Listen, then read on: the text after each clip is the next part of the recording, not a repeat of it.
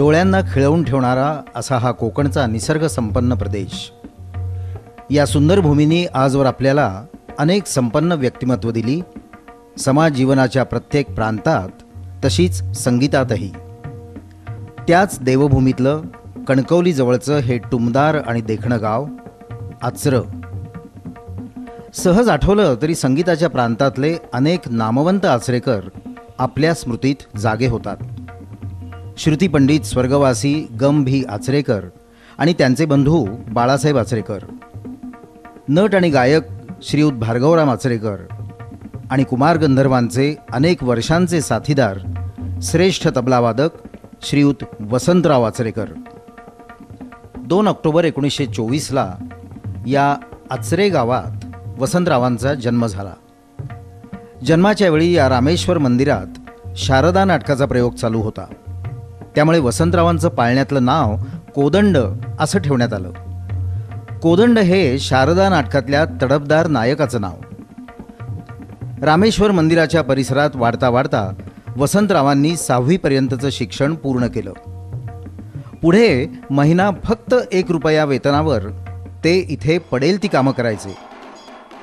देवळात ढोल आणि ताशा वाजवणं, गावातल्या लग्नमुंजीसारख्या समारंभाच्या प्रसंगी तालवाद्य वाजवणं हा त्यांच्या लयीचा श्री गणेशा.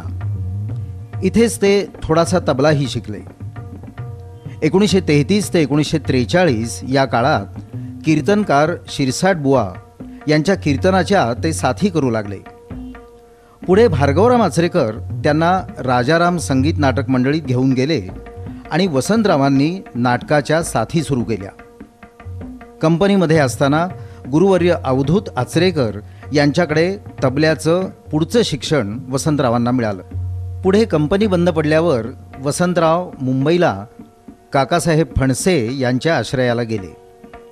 काकासाहेबांनी या चुणचुणीत तरुणाचे गुण हेरले आणि त्याला सर्वतोपरी उत्तेजन दिलं. याच काळात वसंतराव आचरेकरांचा संबंध विख्यात गुरु पंडित पंढरीनाथ नागेशकर यांच्याशी आला. माझ्याकडे वसंत आचरेकर जवळजवळ 70-80 वर्षाच्या पूर्वी आले. मी बरोबर आठवण नाही मला इतकी नक्की, कारण आज माझं वय 93 आहे. मला सगळ्या गोष्टीची आठवण नाही. हात म्हणजे अप्रतिम होता, विचारायचाच सोड नाही. त्या हातामुळंच काही दाखवलं की ते जे गाय वाजवायचे ते कोणीतून बाहेर ऐकलं तर ते मोठा मनुष्य चांगला तज्ज्ञ वाजवतो, अशा तऱ्हेची त्यांची वाजवण्याची पद्धत होती. गाण्या इतकेच वाद्यांच्या साथी करण्यात वसंतराव कुशल होते.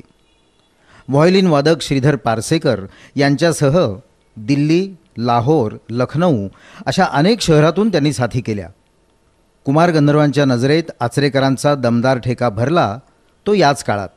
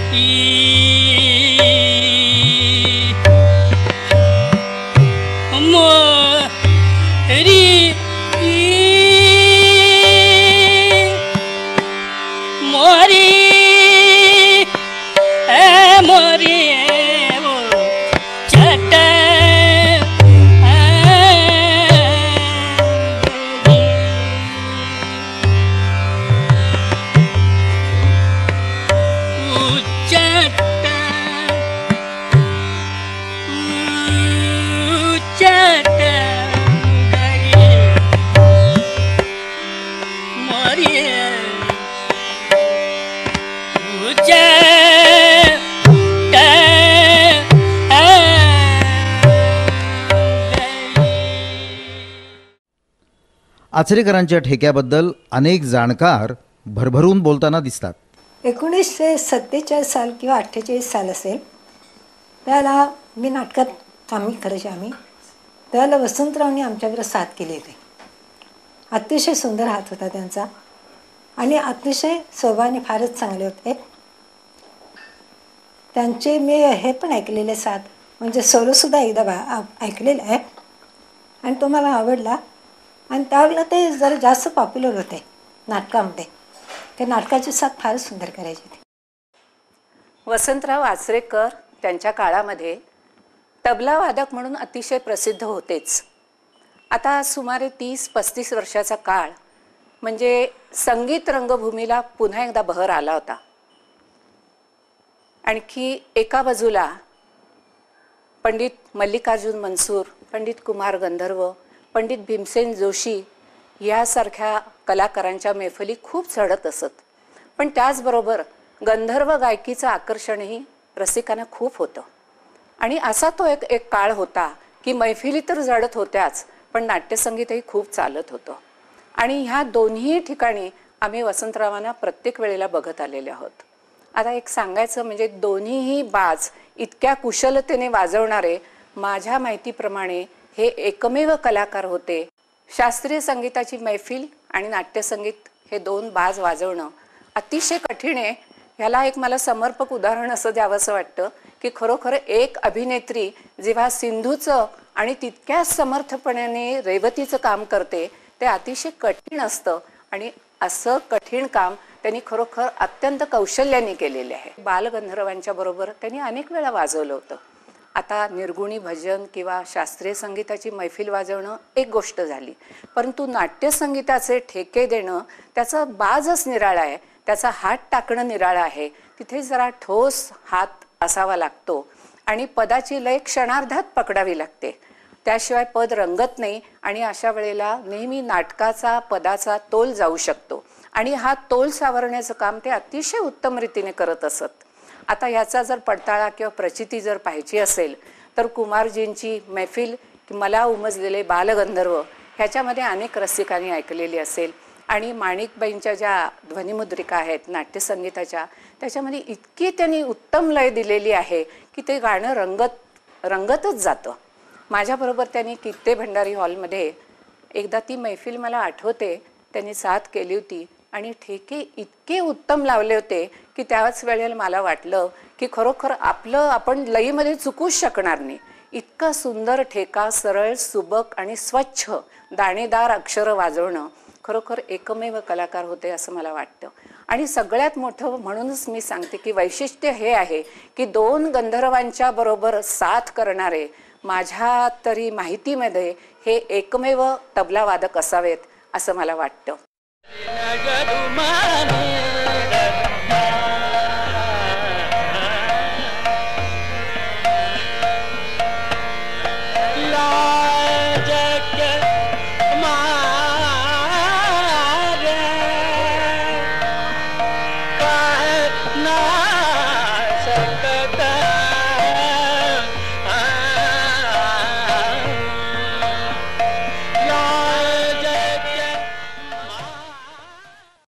वसंतरावांच्या तबल्याबद्दल मी काय सांगायचं की अत्यंत बुलंद ठेका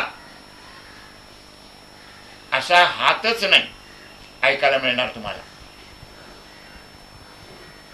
की. आणि त्यांना वाद्याचाही तसा खरं शौक होता. माझ्या आठवणीप्रमाणे प्रत्येक स्वराचं वाद्य इतकं त्यांच्याकडे अप टू डेट असत. त्यांनी माझ्या बरोबरही अनेक वेळा साथ केलेली आहे. मला वाटतं वसंतराव आचरेकर त्याच्यानंतर काही वर्ष पंढरीनाथ नागेशकरांच्याकडेही शिकले. उमदा असं महत्त्व होतं. आणखीन हसतमुख साथीला बसल्यानंतर एक गंमत आणि विशेष म्हणजे असा ठेका आता मिळणं कठीण आहे. काय ताकद आणि खास बात म्हणजे बाया स्पष्ट सांगायचं म्हणजे हल्ली बाह्या जो कमी झाला आहे, बाह्याची मजाच नाही आहे. तबला पुष्कळ जरी झाला तरी बाह्या, आणि बाह्या म्हटलं की वसंतराव आचरेकरांची आठवण होते. अशी दाबघास, तबल्याच्या भाषेत बोलायचं म्हणजे दाबघास अशी काही होती. नाटकं उत्तम वाजवायचे. तबल्याच्या बाबतीत ते ऑलराऊंडच होते. तेव्हा त्यांची आठवण, याचा अर्थ काय, वसंतरावांचा बुलंद दाबघाशीचा ठेका हाच आदर्श आता त्यांचं ऐकून लोकांनी लक्षात ठेवा.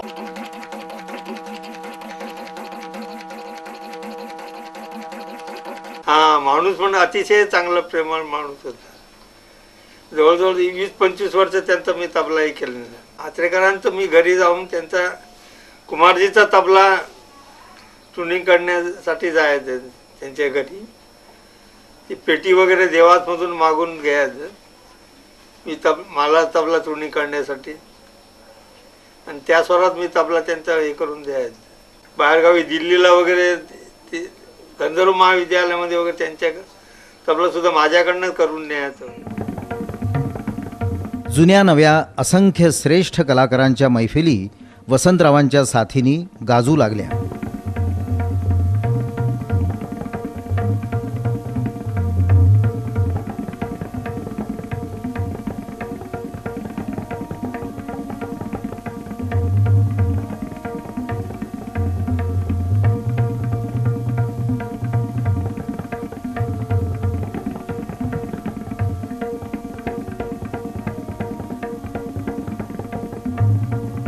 सोई परम पद पावगा, सोई परम पद पावगा, जो भजे हरि को सदा, जो भजे हरि को सदा, सोई परम पद पावगा, सोई परम पद कमला तुसाद जाना बेरी माई यार दर्द में भी राहो दिला का तुसाद जाना बेरी माई यार दर्द में भी राहो दिला का तुसाद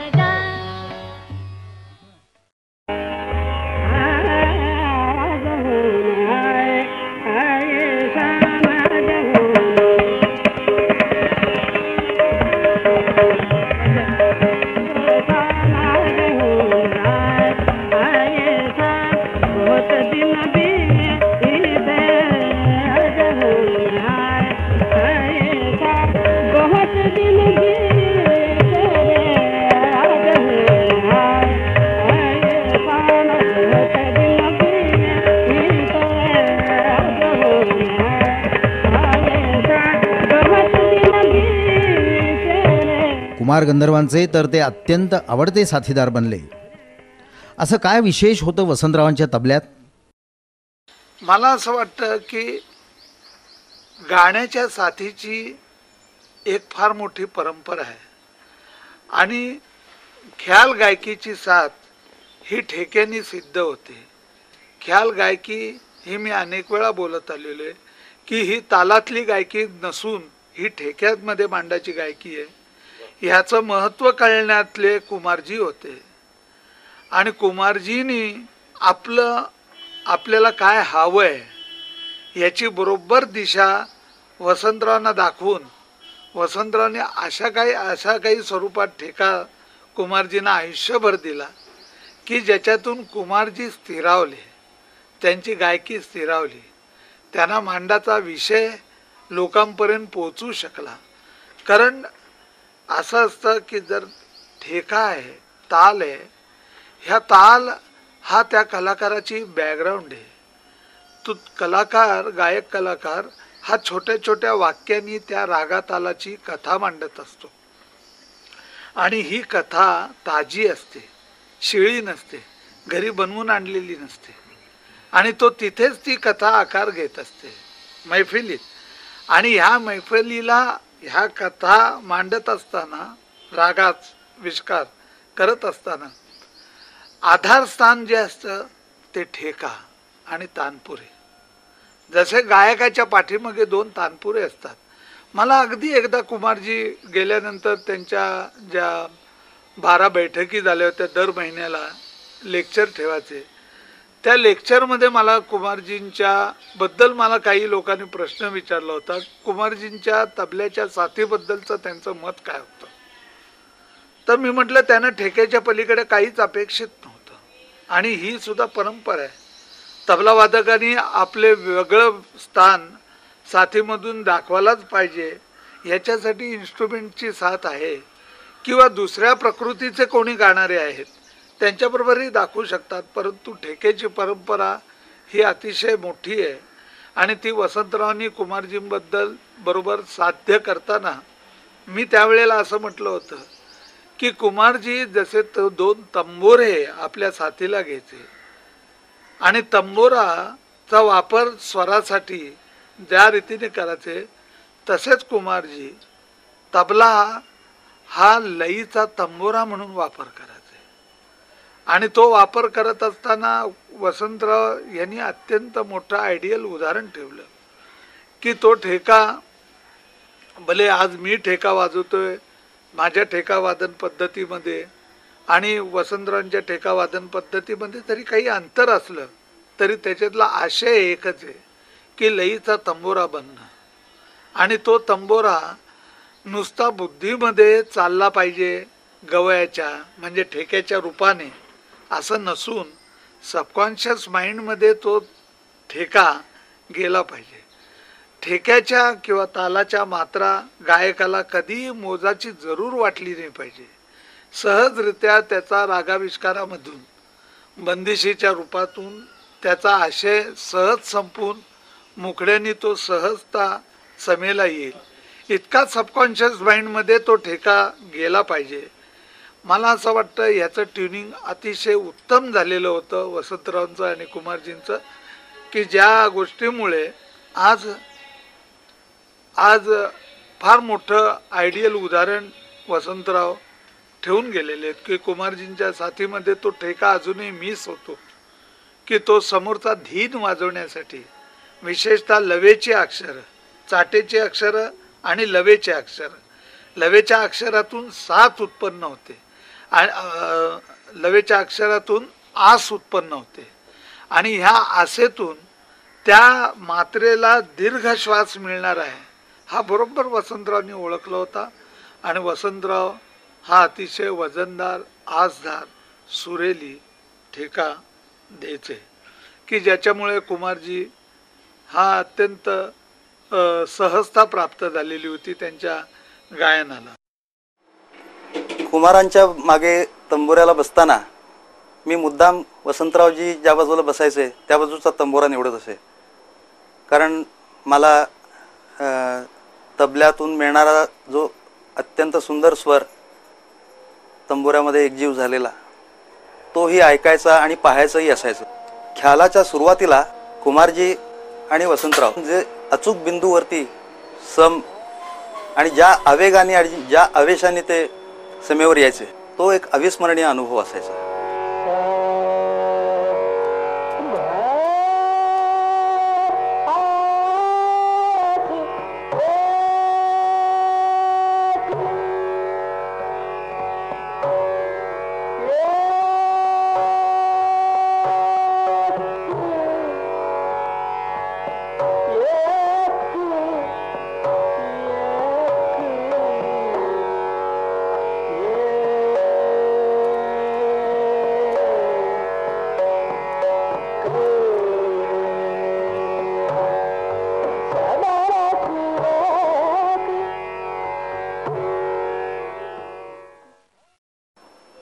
काही ठेक्यांच्या बाबतीत तर ते ठेके हे वसंतरावांचं सांगीतिक सृजन असंच म्हणावं लागेल.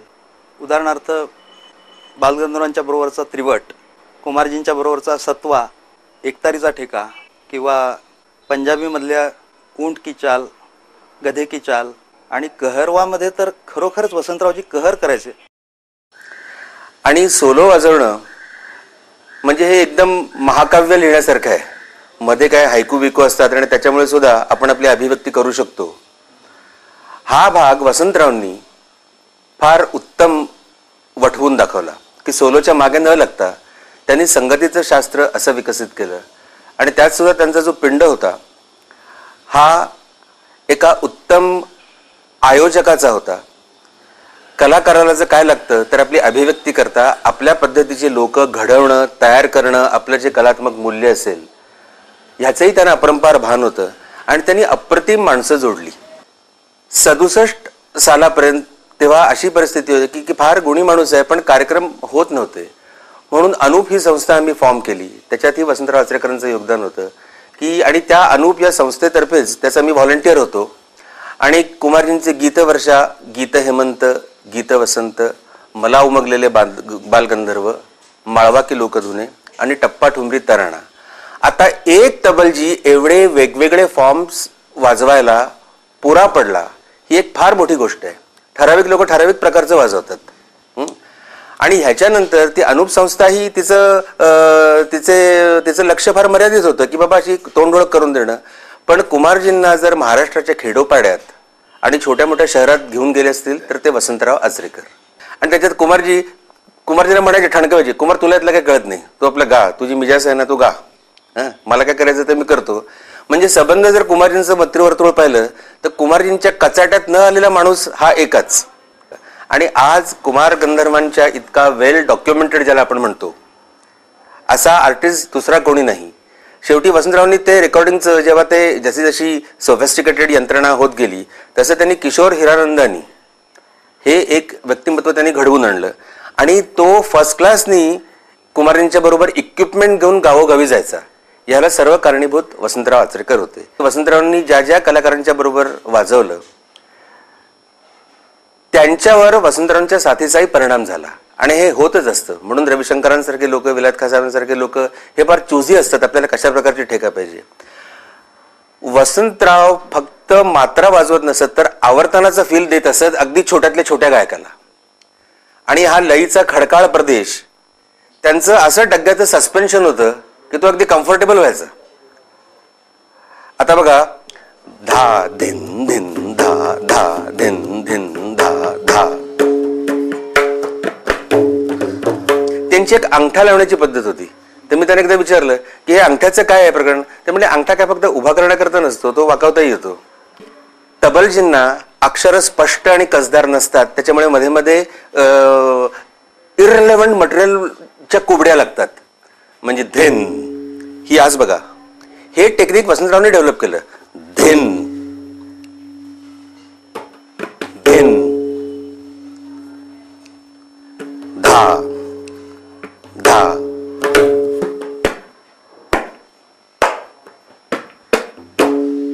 संबंध वाजवत नाही. आता टेन धा, आता हा ठेका लागल्यावर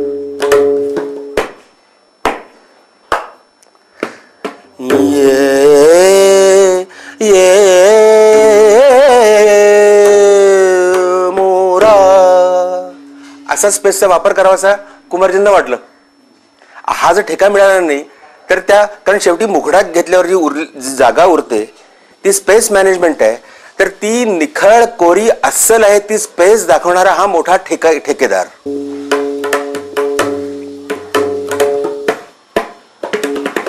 म्हणजे काय, ना ना ना ना ना कत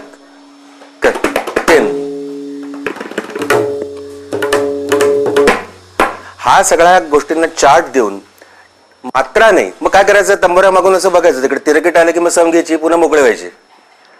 हा जो सगळा एक कलेमध्ये हा जो बोकाळला प्रकार, ह्याला एक काटछळा देणारा तबलजी, ठेक्यातून ते प्रूव्ह करणारा की स्पेस बघा ना, अस्सल ठेका पुढे करणारा, असं तबलजी म्हणून त्यांचं फार मोठं कॉन्ट्रीब्युशन आहे. आणि ज्या एका शॉर्ट स्पॅनमध्ये भीमसेनजींच्या बरोबर त्यांनी 3-4 वर्ष वाजवलं तर भीमसेनजींच्या गाण्यामध्ये तो लईचा भाग तान मान धान सबवून परवा. असा ठेकाच मिळाला नव्हता भीमसेनजींना, असा स्वच्छ बुलंद ठेका. मग मन होतं त्या गोष्टी करायचं. दुसरं त्यांनी हा जो ज्याला आपण गंधर्वी ठेका म्हणतो, म्हणजे धा धेन कड धेन धा धेन कड धेन धा तेन कड तेन ता धेन कड धेन, ह्याचं वजन त्यांनी कसं सांभाळलं तर ते दुसऱ्या त्या धिनला ते एक मींड द्यायचे. धा धिन कड धिन धा धिन कड धिन धा तेन तेन ता धिन कड धिन धा धिन कड धिन. हा त्या ठेक्याची गूंज. त्याच्यामध्ये आवर्तन काय केलं वसंतरावनी ठेक्यामध्ये ठेक्याची धून बनवली. जसं सुरेश तळवळकर म्हणाले की लईचा तंबोरा, तसं त्यांनी लईमध्ये एक धून दिली की तुम्ही तुमच्या गोष्टी उलगडत राहा, तुम्ही मग त्या धुनेवर तुमचं शास्त्रार्थाचं कलम करत राहा. ही गुंजाइश म्हणजे स्कोप या अर्थाने इंग्रजीत वापरतात हा शब्द, ही वसंतरावनी दिली. दुसरं त्यांनी कुमारजींना जे फोक रिदम्स हवे होते ते एकताऱ्याच्या स्ट्रोकचे हवे होते. कोण सूता कोण जागे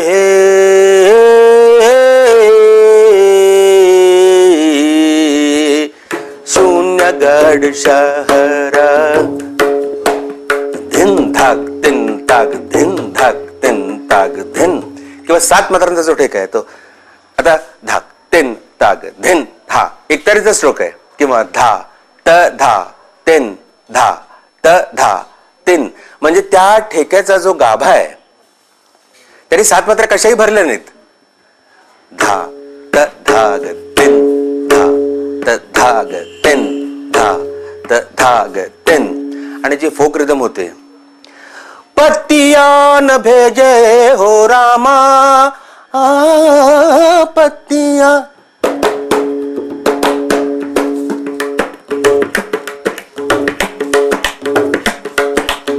हे कुठलाही शास्त्रोक्त पद्धतीने शिकणारा तबलजी हा रिदम देऊ शकला नसता. कारण वसंतरावांनी लहानपणी वसंतरावांना काय होतं की त्यांनी थोडा ढोलकीचा बाज डग्ग्यामध्ये आणला होता. डग्गा असा भरदार हा कुठेही वाजत नाही. वसंतरावांचा जो डग्गा होता, कारण डग्गा हे सस्पेन्शन आहे असं म्हणतात जुन्या तबलजी लोकांच्या मध्ये एक म्हणणं आहे. निजामुद्दीन पण मला म्हणले होते की हम लोग तो ये मानते ही हैं कि जो दाया है वो दिमाग है और जो बाया है वो हार्ट है. ते वेगळं तर्कशास्त्र आहे, पण तो वो बजना चाहिए. कारण ठेक्याला जी बॉडी येते ती त्याच्यामुळे येते. ती त्यांनी आणली, या फोक रिदमचा उपयोग केला. आणि जो कसदार ठेका पाहिजे, प्युअर डिझाईन, ही एक सांगीतिक व्हॅल्यू कुमारजी आणि वसंतराव देशपांडे आपलं वसंतराव आचरेकर ह्या युतीमुळे प्रत्यक्षात आली. आणि लयकारीचा जो हा खडकाळ प्रदेश त्यांच्या सस्पेन्शननी इतका सुंदर झाला. आणि चतुरस्त्र आयोजक, लोकसंग्रह, आणि हे कशा करता बरं. तसं काय त्यांना शास्त्रीय संगीतामध्ये साथी करून काही फार पैसे मिळत होते असं नाही, पण त्यांना असं वाटत होतं की कुमारजींची ही जी मूल्य आहेत ही आपण लोकांपर्यंत पोहोचवणं हे एका प्रकारचं त्यांनी जीवित कार्य समजलं होतं. आणि जेव्हा वसंतरावांचा मृत्यू झाला तेव्हा कुमारजी माझ्याकडेच उतरले होते. त्यांचं मी जरा मालिश बिलिश करत होतो. कुमारजी म्हणले, बेटा आता माझं खेडोपाडी छोट्या मोठ्या शहरात जाणं संपलं, आता मुंबई दिल्ली वगैरे असंच होणार.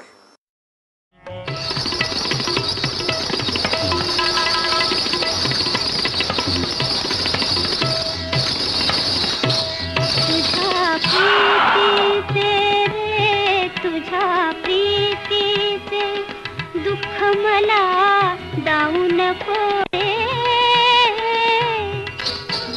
वधूनी जाई प्राण घेई, वधूनी जाई प्राण घेई, ठेवू नको रे तुझ्या प्रीतीचे. बडे भोले हो, ओ बडे भोले हो, हंसते हो सुन के दुहाई, कन्हाई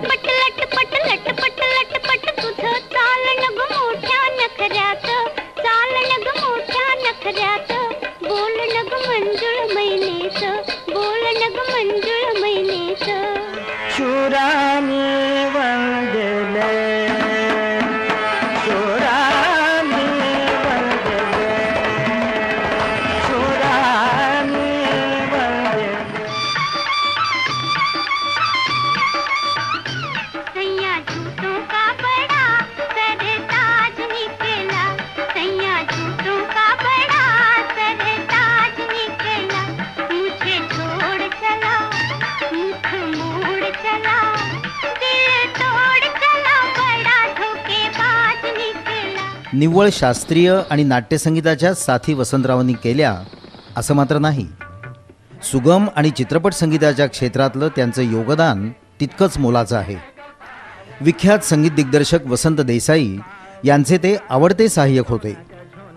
निव्वळ कलाकार नव्हे तर एक उत्तम व्यवस्थापकही होते.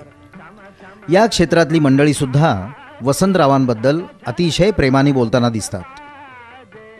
कारण जसा हातात मिठास होती, गोडवा होता, तसा माणूस गोड होता. आचरेकर म्हणजे काय?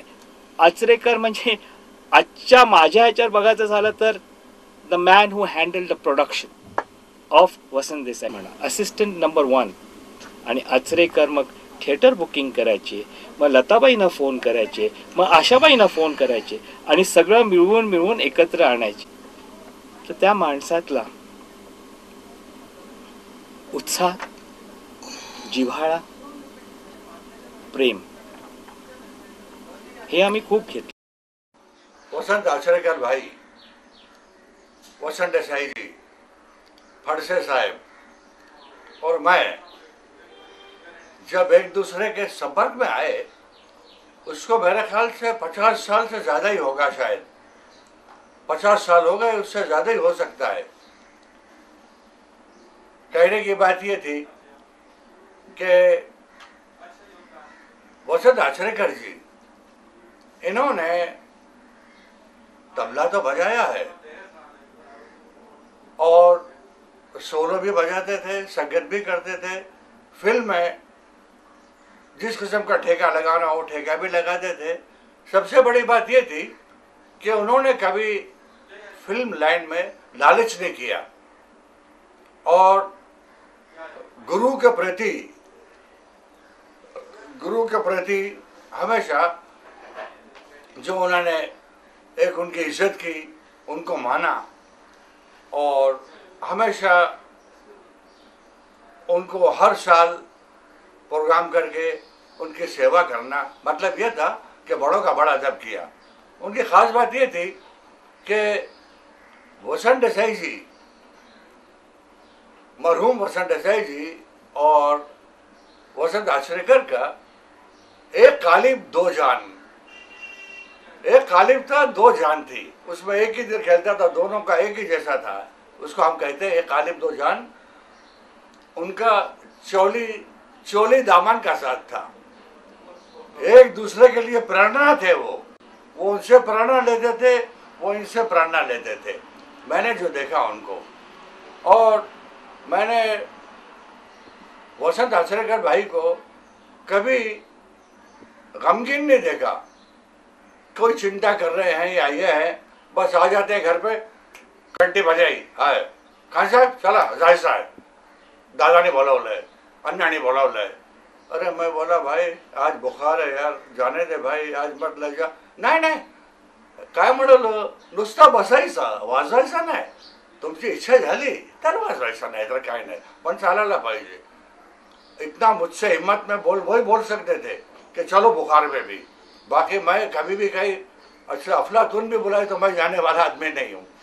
बोले चले गए, उनके पास चले गए. हमेशा आए, उनके साथ बैठे, बजाया. सबसे बड़ी बात ये थी कि वो सोलो भी बजाते थे.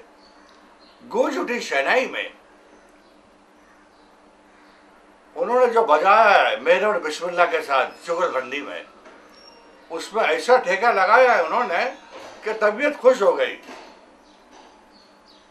बड़े मजे से जो ऊपर हमने जब झारा फेंका है, वो जो गद थी वहाँ, हमने जो मैं और बिस्मिल्लाह ये थी.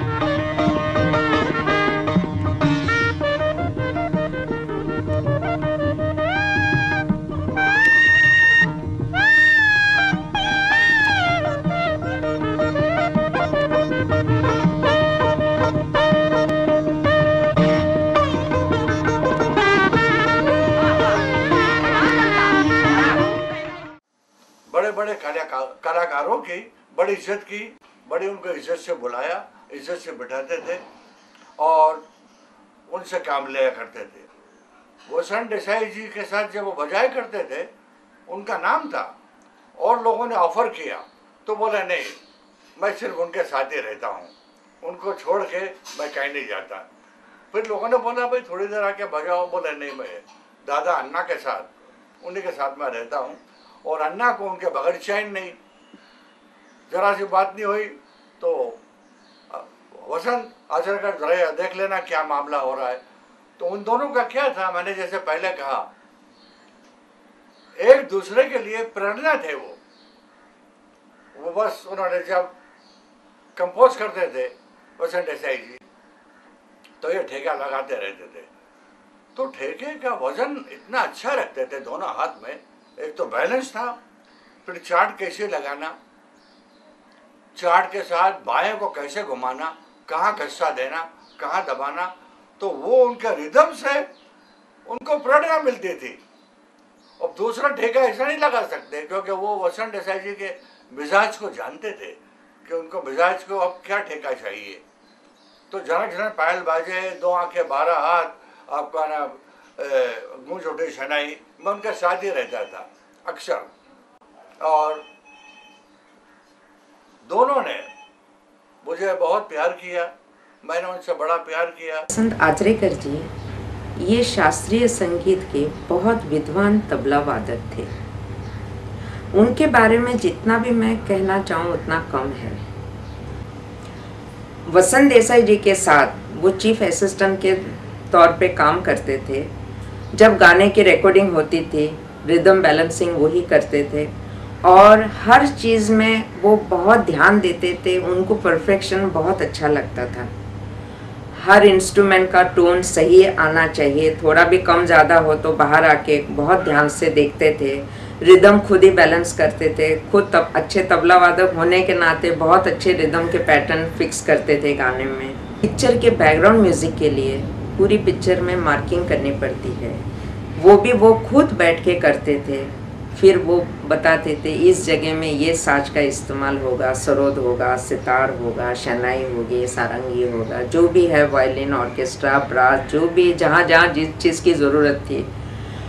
और जब हम लोग बैकग्राउंड के लिए जाते थे तो इतना परफेक्शन रहता था टाइमिंग का, हर चीज़ का। और वसंत देसाई जी को उनके ऊपर इतना भरोसा था कि वसंत आचरेकर जी ने बोल दिया ओके तो ख़त्म बात, मतलब ओके है ही। बाद में वो दोबारा खुद भी इतना सुनने के लिए उनको ये नहीं रहता था कि वो सही काम करते हैं।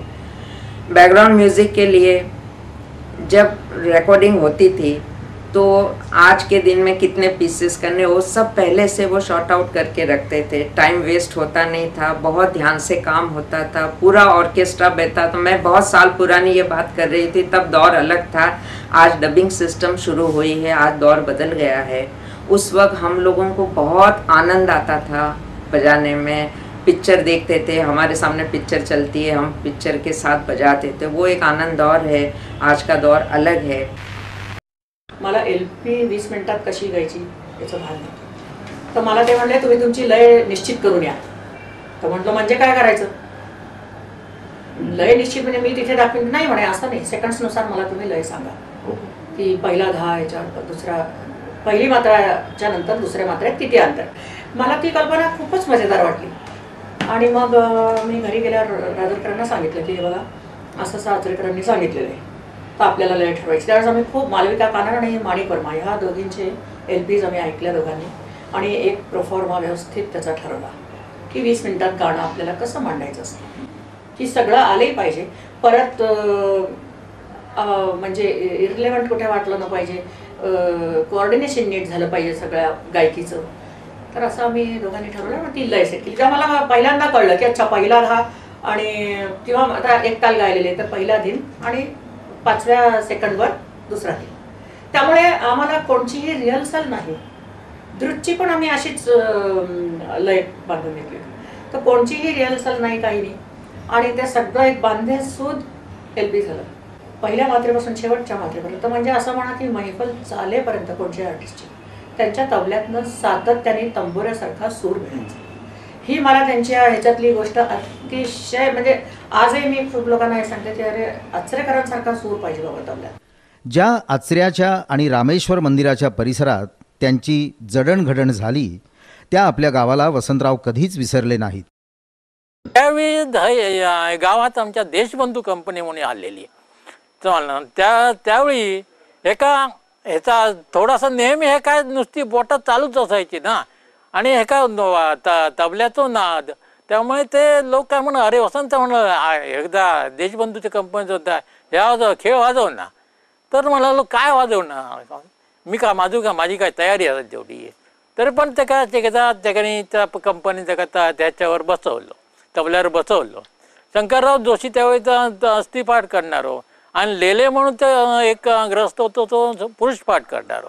त्या दोघांच्या गाण्यात त्याने इतकी उत्तम साथ केली की दुसरे दिवस ते का ताबडतोब त्याची टेस्ट घेऊन ते का राजकमलमध्ये रवाना करण्याबद्दलचो बापूसाहेब त्यांचे जे मालक होते बापूसाहेब जोशी म्हणून त्यांनी निर्णय घेतल्याच्या नंतर तो आजूबाजूच्या आवरलो त्यांनी बाकीच्या सगळ्यांना सांगितला आणि त्याप्रमाणे त्याच्या एक 7-8 महिन्यात हो योग त्याने आणून ते का दिलं आणि त्याची टेस्ट घेतली गेली. ह्याच्यावर काय एक यंत्र होता त्या यंत्रावर तालबद्ध असा की नाही त्याचा तो म्हणजे टेकात तो असा की नाही वजनदार वाजवता की नाही वगैरे वगैरे त्याची टेस्ट घेतली गेली आणि त्याच्यानंतर राजकमलकडे रवाना केलं. या देवालयात जी सांस्कृतिक कार्यक्रम वर्षानुवर्ष चालू आहेत त्यामुळे या ठिकाणी लहान मूल जन्माला आलं की असं म्हटलं जातं की आचऱ्याचं मूल हे सुरातच रडतं आणि त्यामुळे वाद्य आणि गायन या क्षेत्रात आचऱ्यांनी कितीतरी कलावंत ह्या भूमीला दिलेले आहेत. त्यातले एक तबलापटू हे वसंतराव आचरेकर. 1975 साली कुमार गंधर्वांच्या सह अनेक कलाकारांना ते आपल्या समवेत आचऱ्याच्या रामेश्वर मंदिरात उत्सवाला घेऊन गेले. जागेच्या अभावी एका स्वच्छ केलेल्या गोठ्यात ही सगळी मंडळी आनंदाने राहिली. देवळाच्या सभामंडपात अनेकांच्या मैफिली रंगल्या. आजही ती परंपरा अबाधितपणे सुरू आहे. वसंतरावांच्या मागे त्यांचे चिरंजीव सुरेश आचरेकर तो वारसा पुढे चालवत आहेत. सुरेश आचरेकर यशस्वी चार्टर्ड अकाउंटंट आहेतच, तसेच कसदार तबलावादकही. आज आचऱ्यामध्ये वसंतराव आचरेकर चौक आहे. वसंतरावांचं जुनं राहतं घर 1993 साली त्यांच्या भावांनी आणि मुलांनी नव्या स्वरूपात बांधून काढलेलं आहे आणि त्या घराला वसंत बहार असं नावही दिलं आहे.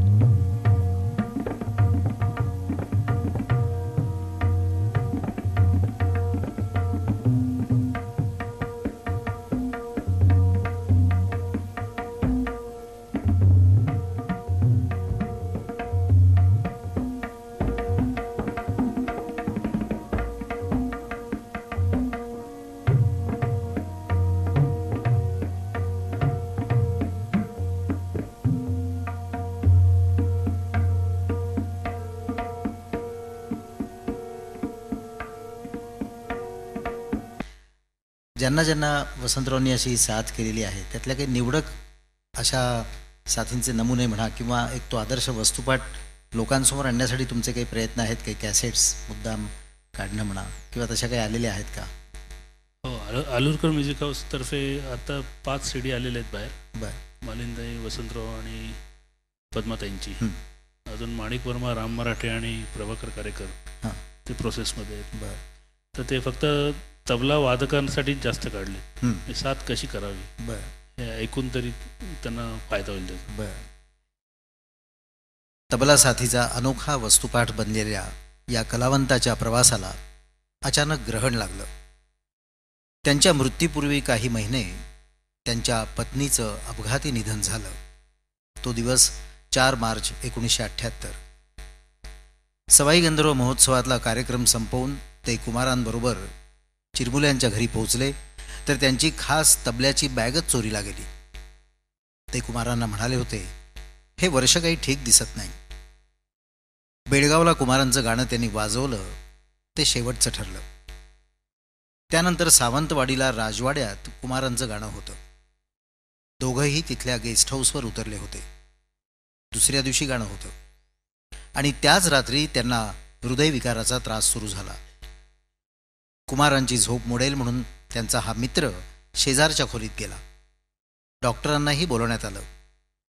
तरी कुमारांना जाग आली आणि ते आचरेकरांपर्यंत पोहोचले. आचरेकरांनी त्यांना मिठी मारली आणि मिठी मारूनच या लाडक्या वसंताची अखेर झाली. ते जाण्याआधी कुमारांनी कबीराचं एक नवीन भजन बसवलं होतं. आचरेकरांनी ते एकदाच कुमारांबरोबर त्यांच्या घरी वाजवलं होतं, म्हणजे फक्त बसवण्यापुरतंच वाजवलं होतं. आचरेकर गेल्यानंतर कुमारांना तेच भजन आठवलं. आचरेकरांवर लिहिलेल्या श्रद्धांजलीपर लेखाला त्यांनी त्या भजनाचंच शीर्षक दिलं होतं. दुर्दैवाने हे गीत त्यांना जाहीर कार्यक्रमात वसंतराव आचरेकरांबरोबर आता कधीही गाता येणार नव्हतं. पण वसंतरावांच्या चिरंजीवांनी सुरेशजींनी कुमारांच्या अखेरपर्यंत त्यांना ही साथ निश्चितच दिली. त्या गाण्यातूनही दिलेली आहे, ती आपण आता अखेर ऐकतो आहोत. त्यांनीच कार्यक्रमाची सांगता होते आहे. उड़ जाएगा हंस अकेला.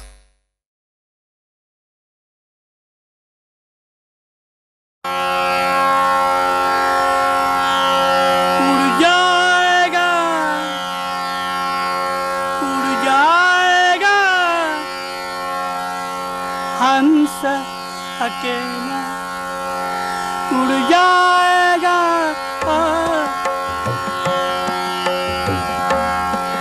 उड़ जाएगा,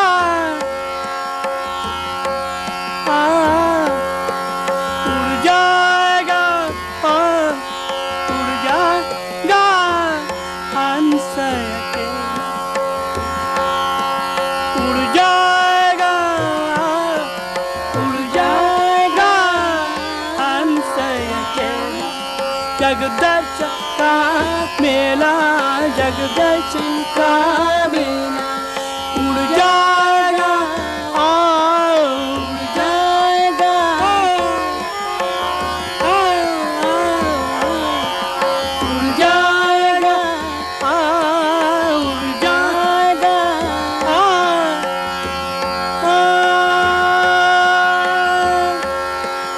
उड़ जाएगा हंस अकेला, उड़ जाएगा हंस अकेला. जगदर्शन का मेला, जगदर्शन का मेला, उड़ जाएगा.